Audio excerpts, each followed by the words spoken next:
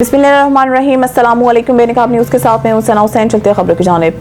Report रज़ा अकरम के मुताबिक खिदमत फाउंडेशन की तरफ से एक इजलास मुनक्किद किया गया जिसमें तमाम NGOs ने शिरकत की। इजलास की सरपरस्ती चेयरमैन खुर्रम शहजाद साहिब ने की। मेज़बानी के फ़राइज़ खिदमा के स्पॉन्सर समरान अरसलान ने अदा किए। इजलास का बाकायदा आगाज़ इम्तियाज़ अहमद साहिब की तिलावत कुरान पाक से हुआ। नात ख़्वानी के लिए वाजिद हुसैन साहिब ने पेश की। इसके बाद तमाम NGOs के मेंबरान ने तारुफ करवाया। ये इजलास गरीब दोस्त प्रोजेक्ट पर मुनक्किद हुआ। इजलास में खड़ी वेलफेयर सदर चौधरी अंसर महमूद साहिब, अल फजल ट्रस्ट से अंसर इकबाल, सरफराज वेलफेयर से चेयरमैन मोहम्मद सरफराज साहिब, कस्बा वेलफेयर से राजा आमिर बशीर साहिब, सिविल सोसाइटी से इलियास अहमद सुबहानी साहिब, मनहाज फाउंडेशन से ताहिर मजीद साहिब, होप वेलफेयर ट्रस्ट से सिकंदर हुसैन साहिब, उम्मीद किरण चैरिटी से चौधरी बशारत साहिब, मंगला वेलफेयर सोसाइटी से सदर महफूज अख्तर साहिब, करमलाई ट्रस्ट से चौधरी मोहम्मद अयूब साहिब और अलकदमा फाउंडेशन से चेयरमैन खुर्रम शहजाद, सदर नसीर अहमद कटारिया, जनरल सेक्रेटरी लियाकत अहमद, सोकस पर्सन सामरान इस्लाम साहिब और मीडिया पर्सन अली हसन शाह